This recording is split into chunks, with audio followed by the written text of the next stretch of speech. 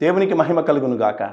మన ప్రభువును రక్షకుడైన యేసుక్రీస్తు ప్రభువారి శ్రేష్టమైన నామములో యేసు మహిమ అను ఈ కార్యక్రమాన్ని వీక్షిస్తున్న మీ అందరికీ కూడా మన ప్రభువును రక్షకుడైన యేసుక్రీస్తు ప్రభువారి శ్రేష్టమైన నామంలో వందనాలు తెలియజేస్తున్నాను. దేవుని యొక్క వర్తమానము ఈ రీతిగా మోసుకొని మన గృహాలకు రావటానికి ప్రభువు ఎంతగానో కృప చూపించారు. మీ అందరి ప్రార్థన కూడా ఈ ఒక వర్తమానాన్ని మన ఇంటిలోకి తీసుకురావటానికి సహాయం చేసింది. అందుని బట్టి దేవునికి మహిమ కలుగును కాక. మీ అందరి కొరకు మేము ప్రార్థన చేస్తున్నాము. మీరును మా కొరకు ప్రార్థన చేయాలని ప్రేమతో జ్ఞాపకం చేస్తూ ఉన్నాను. ఈ సమయంలో ఈ ఒక వర్తమానము వింటూ ఉండగానే మీ గృహాలలో ప్రభు అనేకమైన గొప్ప కార్యాలు చేయబోతున్నాడు. చక్కగా ఈ వర్తమానాన్ని విని ఆత్మీయులు పొందాలని ప్రేమతో జ్ఞాపకం చేస్తున్నాను. ఈ సమయంలో దేవుని వాక్యాన్ని విందాం. రోమపత్రిక 5వ అధ్యాయము 11వ వచనం. అంతేకాదు, మన ప్రభు అయిన యేసుక్రీస్తు ద్వారా మనము దేవుని యందు అతిశయపడుచున్నాము.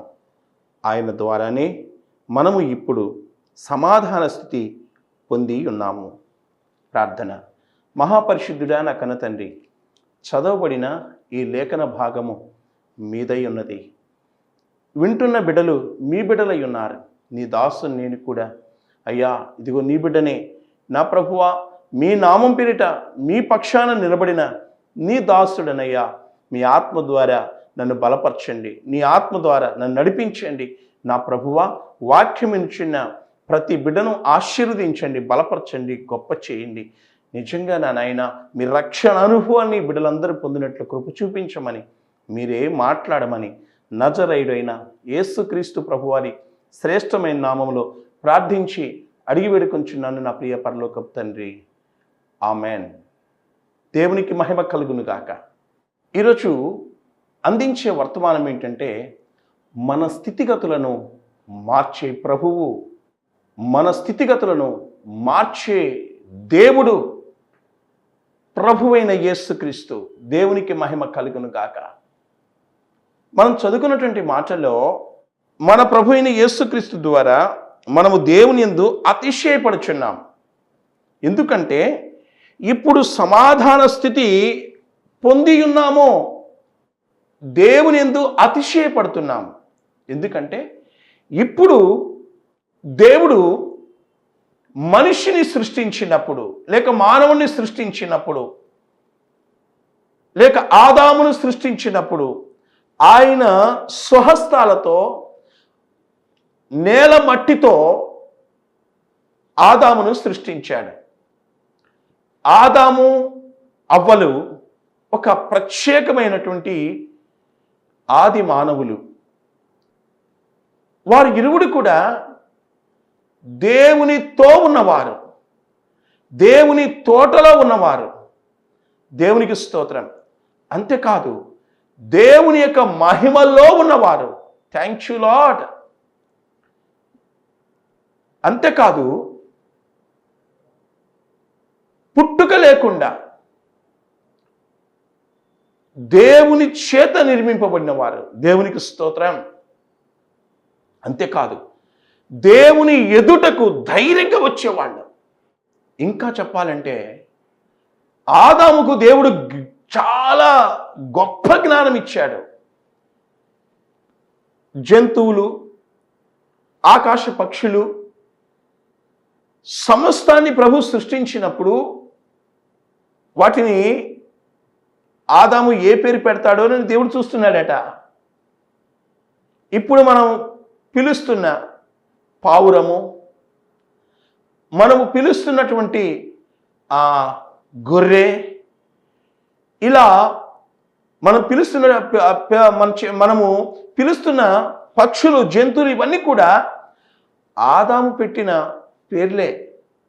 అంతేకాదు, దేవుడు ఆదాము పక్కటెముకలో నుండి హవ్వను తీసినప్పుడు, దేవుడు తీసుకొచ్చినప్పుడు ఆదాము ఏం చెప్పాడంటే, నా ఎముకలో ఎముక, నా మాంసంలో మాంసం అన్నాడు. దేవునికి స్తోత్రం. ఇలా దేవునితో సహాసం కలిగినటువంటి వారు, దేవుని మహిమలో ఉన్నవారు, సిగ్గుంటే వాళ్ళకి తెలియదు. అంత ఉన్నతమైన స్థాయిలో దేవుడు ఆదాము హవ్వలను ఉంచాడు. దేవునికి స్తోత్రం. ఆ ఒక స్థాయిలో నుండి వీరు స్థితిలోనికి వచ్చేసారు. ఎందుకు స్థితిలోకి వచ్చేసారంటే ఆదికాండం 3వ అధ్యాయంలో సాతాను యుక్తి కలిదై సర్పములో ఉండి మాట్లాడినది, ఇది నిజమా, దేవుడు తినొద్దని చెప్పానా అని మొదలుపెట్టింది. ఏదో విధంగా లోకాశలు అన్నీ రేపి దేవుడు ఆజ్ఞాపించిన తినవద్దని చెప్పిన ఆ పండును తినిపించేటట్లు సర్పము చేసింది. సాతాను ప్లాన్ అదే. ఏదో విధంగా మనిషిని దేవుని యొద్ద నుండి తప్పించాలి, ఏదో విధంగా మహిమలో నుండి బయటికి తీసుకురావాలి, ఏదో విధంగా దేవుని రక్షణలో నుండి బయటికి తీసుకురావాలని సాతాను ప్లాన్ వేస్తూ ఉంటాడు. నీవు మందిరానికి వెళ్తా ఉంటే నిన్ను ఎప్పుడు మందిరము మానేటట్లు చేయాలని చూస్తాడు. నువ్వు దేవునికి ఇచ్చే వ్యక్తిగా ఉంటే దేవునికి ఇవ్వటం ఆపేటట్లు చేస్తాడు సాతాను. మనసులో దూరటానికి ప్రయత్నం చేస్తాడు, మనుషుల ద్వారా, స్నేహితుల ద్వారా మాట్లాడతాడు. దేవుని పనిని ఆపటమే వాడి పని, దేవుని బిడ్డలను దూరం చేయటమే వాడి పని. ఎన్నో రకాల తిప్పలు పడుతున్నాడు సాతాను. వాడు పరలోకములో ఆ మహిమను పోగొట్టుకున్నాడు. మనిషికి ఎందుకు ఆ మహిమ ఇవ్వాలి? స్వార్థపరుడు సాతాను, అసూయపరుడు సాతాను, కుయుక్తిపరుడు సాతాను. ప్రియ బిడ్డలారా, మన పట్ల దేవుడు ఎంత గొప్ప ప్రేమ చూపించాడంటే, సాతాను గర్వించినప్పుడు దేవుడు ఒక తోపు తోసేశాడు కిందకి, ఒక్కసారి త్రోసేశాడు. కానీ మనము దేవునికి వ్యతిరేకంగా ఎన్నో పనులు చేస్తున్నప్పటికీ ఆయన ప్రేమ చేత ఇదిగో ఈరోజు ఈ ఒక సువార్త నీ ఇంటికి వచ్చింది. దేవునికి స్తోత్రం. దేవుడు ప్రతి ఒక్కరిని ప్రేమిస్తాడు, కానీ ఆయన చేత నడిపింపబడాలంటే ఆయన దగ్గరికి రావాలి, ఆయన మాట వినాలి, ఆయన వాక్యం విని మనస్సు మార్చుకోవాలి, మారు మనసు పొంది రక్షణ పొందాలి, ప్రభు బిడ్డలుగా జీవించాలి, ఆయన చేతిలో ఒక అర్పణగా రావాలి. అప్పుడే దేవుడు నిన్ను నడిపించగలడు. దేవుడు నన్ను ప్రేమిస్తున్నాడని గొప్పలు చెప్తున్నావో సహోదరుడా, దేవుడు లేకపోతే ఈరోజు మాకు ఆ భోగము, ఈ భాగ్యము లేదు అనుచున్న ఓ సహోదరి, దేవుడు నిన్ను ప్రేమిస్తున్నాడు నిజమే, కానీ దేవుని చేత నడిపింపబడాలని ఎందుకు కోరుకోకూడదు? నన్ను, నా బిడ్డల్ని, నా కుటుంబాన్ని, నా బంధువులని ప్రభువే నడిపించాలి, ఆయన నడిపింపులో మేము ఉండాలి అని ఎందుకు ఆశపడకూడదు?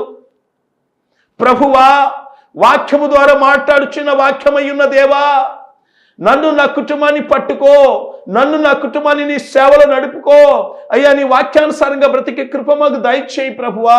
మేము మీకు లోబడతాం. ఈరోజు మీ చేతిలోకి వస్తున్నాము, మీ ఆత్మ చేతిలోకి వచ్చేస్తున్నాము ప్రభువా. మా జీవితాలను మార్చివేయి నాయనా.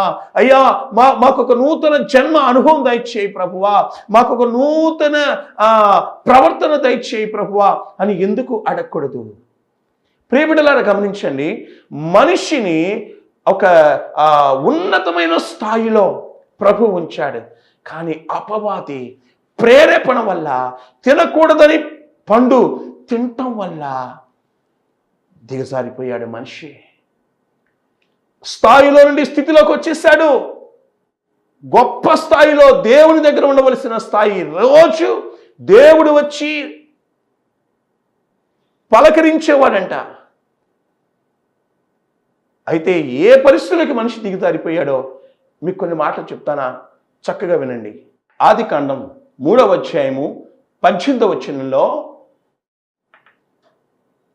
చల్లపూట ఆదాము అవ్వలతో మాట్లాడటానికి యెహోవా దేవుడు వస్తున్నాడు.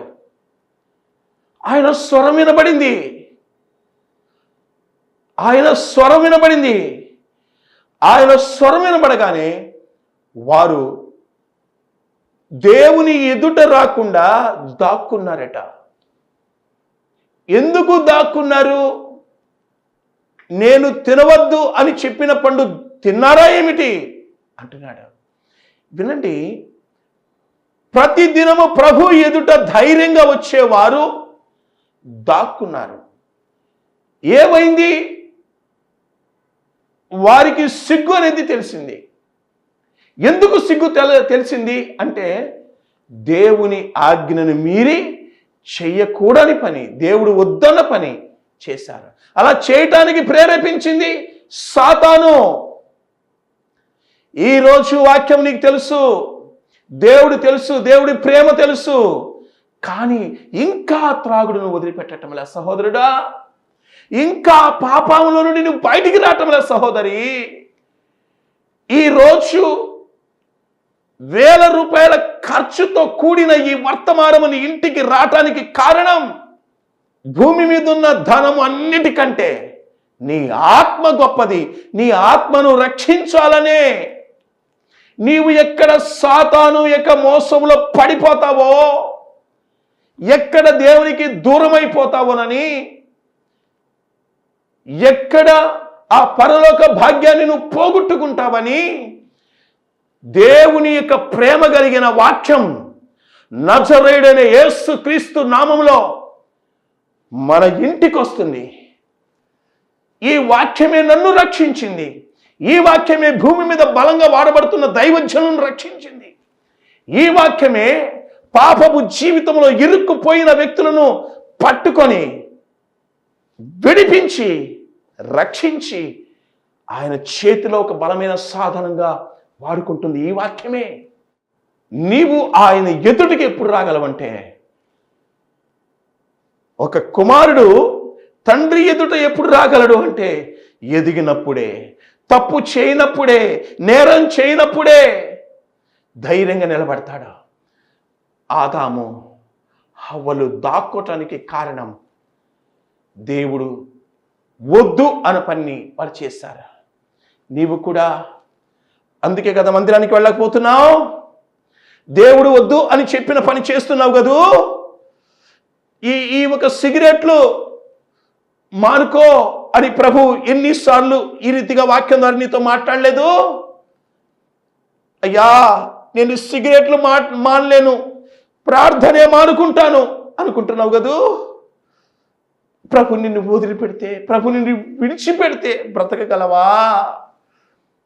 సిగరెట్ ముఖ్యమా, దేవుడు ముఖ్యమా? నిజమే, నువ్వు దాన్ని జయించలేకపోతున్నావు. నిజమే, ప్రభు సహాయాన్ని అడగొచ్చు కదా.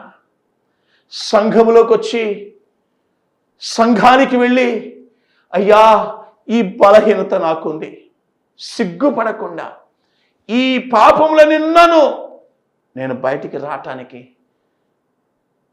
నా కొరకు ప్రార్థన చేయరా అని దైవజనులను, సంఘ పెద్దలను ఎందుకు వాళ్ళ దగ్గరికి వెళ్ళకూడదు? వారిని ఎందుకు సంప్రదించకూడదు? నీ యొక్క భార్య చక్కగా నీ కొరకు ప్రార్థన చేస్తుంది. అమ్మా నేను ఈ పాప నుండి బయటికి రావాలి, నా కొరకు ప్రార్థన చేయి, నేను మారాలి, నా మనస్సు మారాలి, నేను ఒక నూతన ప్రవర్తన కలిగి ఉండాలి అని ఎందుకు నీవు ఆశ కలిగి ఉండకూడదు? వినండి, ఎప్పుడైతే దేవుని యొక్క ఆజ్ఞ నుండి బయటికి వచ్చారో, దేవుని ఆజ్ఞను మీరారో, ఎన్ని తిప్పలు పడ్డారో తెలుసా? వీరు దాక్కున్నారు. రెండోది శపింపబడ్డారు. మూడోది తోటలో నుండి పంపివేయబడ్డారు. ఇక ఈ తోటకు మీ పని అవసరం లేదు, పంపబడ్డారు. నాలుగోది వెళ్ళగొట్టబడ్డారు. ఈరోజు చాలామంది కూడా మేము కూడా దేవుని బిడ్డలమే, అనుకుంటున్నారు కానీ ధైర్యంగా ముందుకు దేవుని ఎదుట నిలబడలేకపోతున్నారు. ప్రియబిడ్డలారా, ఈ సమయంలో మీకు మాట చెప్పాలని ఆశపడుతున్నాను. యూదా పత్రిక 24వ వచనంలో తన మహిమ ఎదుట ఆనందముతో నిలవబెట్టుటకు శక్తి కలిగిన మన రక్షకుడని ఉంది. ఇంకా చాలా ఉంది, కానీ మీకు కావలసిన మాట నేను జ్ఞాపకం చేస్తున్నాను. తన మహిమ ఎదుట మనం నిలబడాలి. సేవకుడైనా, విశ్వాసి అయినా, సంఘ పెద్దలైనా, ఎవరైనా కావచ్చు, ఆయన ఎదుట నిలబడే శక్తి కావాలని ప్రార్థన చేయాలి. అందరం ప్రార్థన చేసుకోండి. ఇక్కడ నేను గొప్ప, మా ఊరు గొప్ప, మా సంఘం గొప్ప, మా సేవ గొప్ప, నా పాట గొప్ప, నా ప్రసంగం గొప్ప. గొప్పలు ఇక్కడ కాదు, రేపు అక్కడ ఉంది నాయన, రేపు అక్కడ ఉంది. దానికి భయపడు. ప్రతి ఒక్కరూ ఆయన ఎదుట నిలబడాల్సిందే. ఈరోజు వాక్యం అందిస్తున్న నేను కూడా, తిమోతి నిలబడు అంటే నేను నిలబడాలి అంతే. నేను ఎన్నోసార్లు నా మట్టుకు నేను అనుకుంటాను, ప్రభువా నీ ఎదుట నిలబడే శక్తి నాకు ఇవ్వండి. నా ప్రార్థనలో ముఖ్యమైన అంశం అదేనండి. ఈ భూమి మీద మనము ఎంత సేవ చేసామనేది ముఖ్యం కాదు, అది ఎలా చేశామో, ప్రభుకి ఇష్టంగా ఉందా. ఈ మధ్య ఒక వ్యక్తి ఇంకో వ్యక్తితో మాట్లాడుతున్నప్పుడు ఆ వ్యక్తి అంటున్నాడు, అయ్యా నేను పెద్ద మందిరం కట్టానన్నాడు.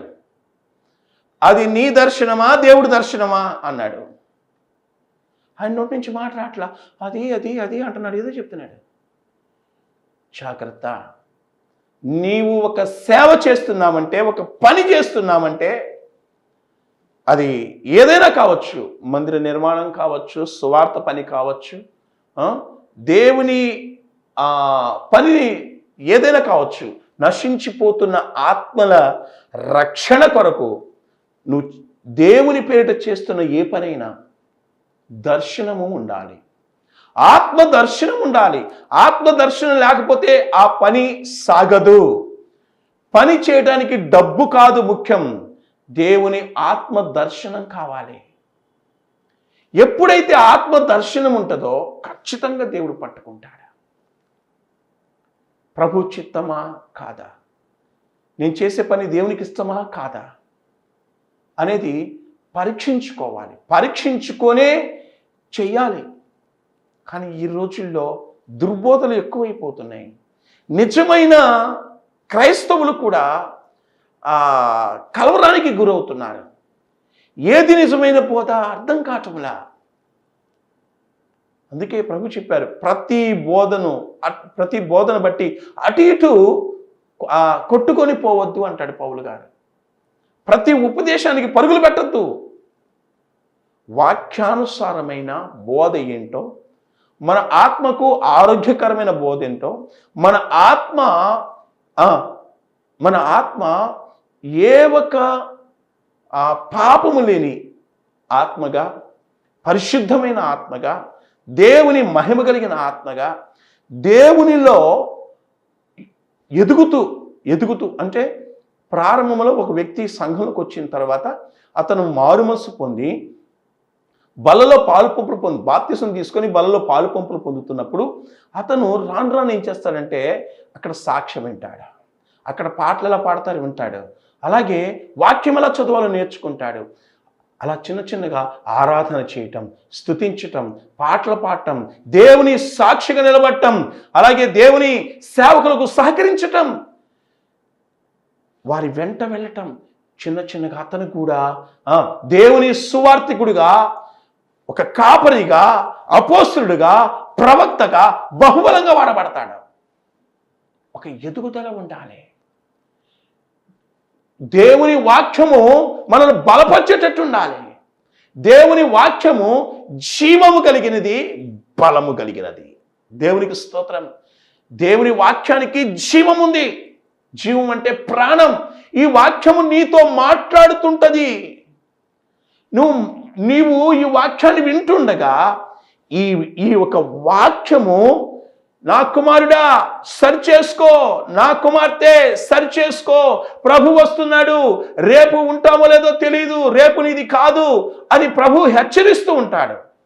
అప్పుడు మనం ఏం చేయాలంటే ఆ వాక్యము ఆ ప్రాణం ఉంది కనుక, వాక్యానికి జీవం ఉంది కనుక అది నీ బ్రతుకుతో, నీ ప్రవర్తనతో, నీ బలహీనతతో మాట్లాడుతున్నప్పుడు ఏం చేయాలంటే లోబడిపోవాలి. అవును ప్రభువా, నేనేనయ్యా, నాతో నేను మాట్లాడావు ప్రభువా అని ప్రభువుకు లోబడిపోవాలి.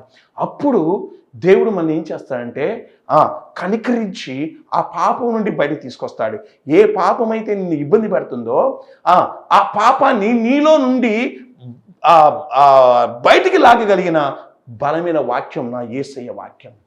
దేవునికి స్తోత్రం, హల్లెలూయా, దేవునికే మహిమ కలుగును గాక. కాబట్టి వాక్యం ఇచ్చిన ప్రియ బిడ్డలారా, మనము దేవుని ఎదుట నిలబడేవారిగా ఉండాలి. దేవుని ఎదుట నిలబడేవారు ఉండాలి, శక్తిమంతులుగా ఉండాలి. చాలా మంది ఏమనుకుంటున్నారు తెలుసా? మోసపోతున్నారు. ప్రభుని ఎరిగిన అనేకులు పరలోకం వెళ్ళిపోయారనుకుంటున్నారు. పరలోకం వెళ్ళిపోయిన వాళ్ళు పరలోకంలో ఉన్నారు, పరిశుద్ధులు పరలోకంలో ఉంటారు. కానీ నామకార్థులు, వేషధారులు, ఇంకా చిన్న చిన్న లోపాలు, పాపాలు ఉన్నవాళ్ళు, ప్రియ బిడ్డలారా, వారు ఎక్కడున్నారో ఒక్కసారి వాక్యాన్ని అర్థం చేసుకోండి, వాక్యాన్ని జ్ఞాపకం చేసుకోండి. దేవుని ఎదుట సరైన వ్యక్తిగా ఉండాలి. ఆయన తూచినప్పుడు తక్కువగా మనం కనబడకూడదు. పరిశుద్ధతలో, మరి ముఖ్యంగా పరిశుద్ధతలో, ఆత్మల మంటలో, తీవ్రతలో ఏ చిన్న లోపము, పాపము లేని వారిగా ఉన్నప్పుడే దేవుని ఎదుట నిలబడే శక్తి వస్తుంది. మనుషుల ఎదుట గొప్ప చెప్పుకోవాలని కోరుకోవద్దు. రేపు దేవుని తీర్పులో తేలిపోతావేమో. కనుక ఆనాడు స్థాయిలో ఉన్న మనిషి స్థితిలోకి దిగజారిపోయాడు. ఏ స్థితి అంటే పాపపు స్థితిలోనికి దిగజారిపోయాడు. రోమపత్రిక 5వ అధ్యాయంలో కొన్ని మాటలు ఉన్నాయి, జ్ఞాపకం చేసి ముగిస్తాను. రోమపత్రిక 5వ అధ్యాయము 6వ వచనంలో ఇలా ఉంది: ఏలయనగా మనమింకా బలహీనమై యుండగా క్రీస్తు యుక్త కాలమున భక్తిహీనుల కొరకు చనిపోయాను. బలహీనమై ఉండగా ఆయన మన కొరకు చనిపోయాడు, బలహీనుల కొరకు చనిపోయాడు. తర్వాత మాట 8వ వచనం: అయితే దేవుడు మన ఎడల తన ప్రేమను వెల్లడిపరచుచున్నాడు. ఎట్లనగా మనమింకను పాపులమై ఉండగానే క్రీస్తు మన కొరకు చనిపోయాడు. ఎవరైతే భక్తిహీనతలో ఉన్నారో, బాగా భక్తిగా ఉన్నారో, ఒకప్పుడు ఇవాళ భక్తిహీనత వచ్చింది, అలాంటి వారి కొరకు యేసే చనిపోయాడు. సహోదరుడా, సహోదరి, ఒకవేళ భక్తిహీనతలో పడిపోయావేమో, ఒకప్పుడు బాగా భక్తి చేసావు, నీ కొరకు కూడా యేసే చనిపోయాడని గుర్తుపెట్టుకో. పాపులమండగా యేసే మన కొరకు చనిపోయాడు. ఇంకో మాట జ్ఞాపకం చేస్తాను చూడండి, 10వ వచనం: ఏలైనగా శత్రువులు ఉండగా ఆయన కుమారుని మరణము ద్వారా మనము దేవునితో సమాధానపరచబడిన ఎడల సమాధానపరచబడిన వారమై ఆయన జీవించుట చేత మరీ నిశ్చయముగా రక్షింపబడుదుమో. దేవునికి స్తోత్రం. బలహీనమైండగా ఆయన మన కొరకు చనిపోయాడు, పాపులమైండగా మన కొరకు చనిపోయాడు, శత్రులమైండగా మన కొరకు చనిపోయాడు. ఎందుకు? బలహీనులను బలవంతులుగా చేయటానికి, పాపులమైన మనల్ని పరిశుద్ధులుగా చేయటానికి, శత్రువులైన మనల్ని మిత్రులుగా చేయటానికి. అయ్యో, ఒకని బట్టి, మొదటి ఆదాముని బట్టి లోకములో ఏ విధంగా పాపము ప్రవేశించిందో, కడపటి ఆదామైన యేసుక్రీస్తు ప్రభు ద్వారా కృప జీవము ఈ లోకానికి ప్రవేశించింది. ఆ కృప జీవము ఈ వాక్యం ద్వారా నీ ఇంటిలోకి వస్తుంది సహోదరుడా. యేసుక్రీస్తు ప్రభు ద్వారా నిత్య జీవము, యేసుక్రీస్తు ప్రభు ద్వారా రక్షణ భాగ్యము, యేసుక్రీస్తు ప్రభు ద్వారా మన ఆత్మకు రక్షణ. యేసుక్రీస్తు ప్రభు కార్చిన ఆ రక్తధారల ద్వారానే మనము క్షమింపబడుతున్నాం. మన ప్రతి పాపమును క్షమించే నా యేసు రక్తం ఈరోజు నీ ఇంటిలోకి వచ్చింది. ప్రతి పాపమును కడిగివేసే రక్తం నీ మీద పడుతుంది. ఈరోజు సిలువలో ప్రభు కార్చిన ఆ రక్తధారల ద్వారా ఇదిగో మనము క్షమింపబడుతున్నాం. దేవుడు మన దగ్గర తీసుకోబోతున్నాడు. ఆయన బిడ్డలుగా, ఆయన కుమారులుగా ఆ పరలోక రాజ్యం మహిమను పొందుకునే వారిగా యేసుక్రీస్తు ప్రభు ద్వారా మనకి భాగ్యము ప్రభు ఇచ్చాడు. ఆదాము ఆ స్థాయిలో నుండి మనిషి పాపపు స్థితిలో పడిపోతే దేవుడు మరలా యేసుక్రీస్తు ప్రభు ద్వారా మనకు ఆ పరలోక స్థాయి, ఆ మహిమ స్థాయి ఇచ్చాడు.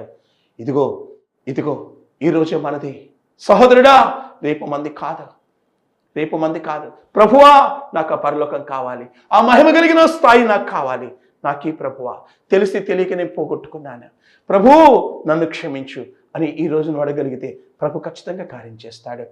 ఎవరికైతే రక్షణ భాగ్యం కావాలో, ఎవరికైతే ప్రభువు కావాలో, ఈ ప్రభు ప్రేమ కావాలో, అలాంటి వారు మోకరించండి. మీ కొరకు చిన్న మాట ప్రార్థన చేయాలని ఆశపడుతున్నాను. ప్రార్థన. మహాపరిశుద్ధుడా, నా కన్న తండ్రి, వాక్యం చిన్న అయ్యా, నీ ప్రియ బిడ్డలు, మా ప్రియ సహోదరులు సహోదరులు అందరినీ జ్ఞాపకం చేసుకోండి, మీ కృపలో భద్రపరచండి. నా నాయనా, అయ్యా ఆత్మల రక్షణ నా తండ్రి వాక్యం చిన్న ప్రతి ఒక్కరికి దయచేయండి. నా నాయన అయ్యా, రక్షింపబడిన బిడ్డలైతే ఇంకా ఉజ్జీవపరచండి. అయ్యా, రక్షణ లేకుండా ఉన్నారేమో, రక్షణ భాగ్యం దయచేయండి. మీ కృపలో భద్రపరచండి. ప్రతి అవసరత, ప్రతి అక్కరత తీర్చి మహిమ పొందమని దీవించమని. అలాగే నా నాయన, ఇదిగో నా ప్రభువా, మరి అనేకులకు ఆశీర్వాదకరంగా ఈ ఒక వర్తమానాలు అయ్యా వినిపించడానికి కావలసిన అయ్యా ఆ ఒక ఖర్చు పేదలైన బిడ్డలు అనేకులు భరిస్తూ ఉన్నారు ప్రభువా. అలాంటి బిడ్డలను జ్ఞాపకం చేసుకోమని అడుగుచున్నాను, దీవించమని అడుగుచున్నాను. ఇంకా అనేకులు మీరు ప్రేరేపించండి, మీ కృపలో భద్రపరచండి. నీ దాసుని నా కొరకు, ఈ పరిచర్య కొరకు బిడ్డలు అనేకులు ప్రార్థిస్తుండగా ఆశీర్వదించి బలపరచమని, దీవించమని, మీ రాకడ కొరకు సిద్ధపరచమని నజరేయుడైన యేసుక్రీస్తు నామములో ప్రార్థించి అడిగి వేడుకొంచున్నాను నా ప్రియ పరలోకపు తండ్రి. ఆమెన్. త్రియక దేవుని నిత్య దీవెనలు ఈ వాక్యం ఇచ్చిన బిడ్డలు ప్రభు దయచేయును గాక. ఆమెన్. ప్రియ బిడ్డలారా, ఈ ఒక వర్తమానం మీకు ఆశీర్వాదకరంగా ఉందని నమ్ముతున్నాను. మరి కొంతమంది దేవుని పిల్లలు అయ్యా, ఈ ఒక టీవీ పరిచర్యకు మేము కూడా సహకరించాలి అని ఆశపడతా ఉన్నారు. మరి స్క్రీన్ మీద మీకు ఫోన్పే కానీ గూగుల్ పే నెంబర్ కనబడతా ఉంది. ఒకవేళ మీకు అర్థం కాకపోతే మాకు తెలియచేయండి. ఈ టీవీ పరిచర్యకు మీరు ఎలా సహకరించాలో మేము మీకు తెలియజేస్తాం. ప్రభు మిమ్మల్ని దీవించును గాక. ఆమెన్. అందరికి వందనాలు. దేవుడు మిమ్మల్ని దీవించును గాక. ఆమెన్. మా చిరునామా brother R Timothy Nayak, Jesus glory ministries, యేసు మహిమ ఆత్మ మందిరం, బోయపాలెం, ఎడ్లపాడు మండలం, గుంటూరు జిల్లా, ఆంధ్రప్రదేశ్. మీ ప్రార్థన అవసరాల కొరకై ఫోన్ నంబర్ 8985993619.